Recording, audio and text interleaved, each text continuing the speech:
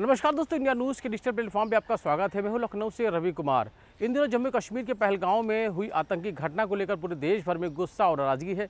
भारत ही नहीं बल्कि देश के अलग अलग हिस्सों में जहां इस पूरी घटना को लेकर, यानी भारत ही नहीं, भारत के अलावा अन्य देशों में भी इस पूरी घटना को लेकर बेहद ही गुस्सा नाराजगी है। हालांकि भारत में इस घटना को लेकर जितना गुस्सा नाराजगी है वो साफ करती है किस तरीके से लोग सड़कों पर निकल कर हाथों में बैनर पोस्टर लेकर इस पूरी घटना के दोषियों पर कड़ी कार्रवाई की मांग कर रहे हैं और ऐसी घटनाएं ना हो, जो भी इसके जिम्मेदार है उन पर कठोरतम कार्रवाई हो, इसको लेकर लगातार कार्रवाई की मांग की जा रही है। इसके साथ ही आपको बता दें कि जो भारत और पाकिस्तान के बीच जो हालात बने हुए हैं, यानी कि उन हालातों को लेकर पूरे देश भर में चर्चाएं ज़रूर हो रही हैं।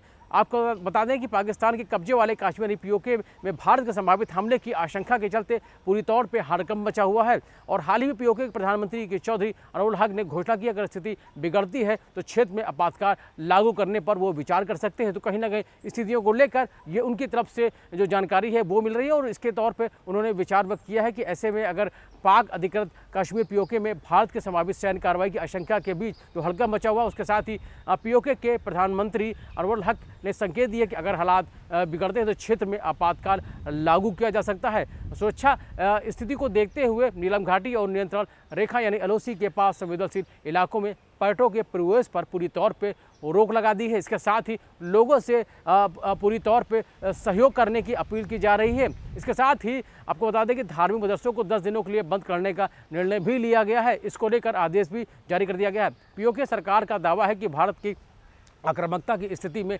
भोजन, दवाओं और अन्य ज़रूरी चीज़ों की जो आपूर्ति है सुनिश्चित करने को लेकर पूरी तैयारी कर ली है। यानी कि जो स्थिति बनी है उस स्थिति से निपटने के लिए क्या कुछ ज़रूरी इंतजाम करने की ज़रूरत है, उस पर भी कहीं ना कहीं विचार किया जा रहा है। इसके साथ ही आपातकालीन फंड से करीब 1 अरब रुपए भी ट्रांसफ़र कर लिया, यानी इसकी व्यवस्था कर ली है। साथ ही आपको बता दें होटल, गेस्ट हाउस और मैरिज हॉल के मालिकों ने अपनी संपत्ति सेना को देने की पेशकश की है। यानी कि जो स्थितियाँ बनी है उस स्थितियों को लेकर किस तरीके से क्या भी ज़रूरी कदम उठाने की ज़रूरत है, साफ तौर पे लोगों की हिफाजत को देखते हुए उनको जहाँ पे वहाँ से दूर रहने की अपील की। इसके साथ इनको सहयोग करने की अपील की गई कि जो स्थितियाँ बनी हुई है इससे में लोगों को पूरी तौर पे जो सहयोग की ज़रूरत है। हाल ही में अधिकारियों ने नीलम घाटी और एलओसी के पास नए संवेदनशील इलाकों में पर्यटकों के आने पर पूरी तौर पर रोक लगा दी। इसके साथ ही कई पर्यटकों को मारबल चेकपोस्ट से वापस भेज दिया गया, यानी कि जो स्थितियाँ बनी हुई है उसको लेकर ही पर्यटकों को वहाँ से वापस भेजने का काम किया जा रहा है। इसके साथ ही लीपा घाटी में निवासियों को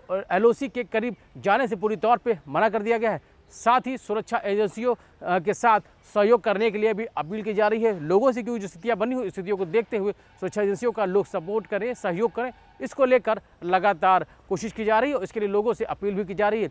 सरकार ने खुफिया एजेंसियों के आधार पर धार्मिक मदरसों को जहां 10 दिनों के लिए बंद करने का निर्णय लिया है, वहीं इसके साथ ही आपको बता दें कि जो आशंका है कि भारत इन संस्थानों को आतंकी प्रशिक्षण केंद्र बताकर निशाना भी बना सकती है, इसको ले भी अलग अलग चर्चा है। यानी कराची और लाहौर की जो हवाई उड़ानें हैं उसको लेकर भी कहा जा रहा है कि रोजाना 8 घंटे, जिसमें सुबह 8 बजे से लेकर शाम के 4 बजे तक उड़ानें हैं, उनको बंद रखने की जो घोषणा है वो कर दी गई। यानी जो स्थितियाँ बनी हुई उन स्थितियों को किस तरीके से सामान्य करने पर जहाँ जोर किया जा रहा है, वहीं जो स्थितियाँ हैं वो नियंत्रण करने के लिए जहाँ काम किया जा रहा है, वहीं दूसरी तौर पर जो स्थितियाँ बनी हुई हैं उसको भी लेकर अलग अलग तरह की चर्चा है वो सामने आ रही है। फिलहाल अभी के लिए इतना ही। देखते रहिए इंडिया न्यूज़।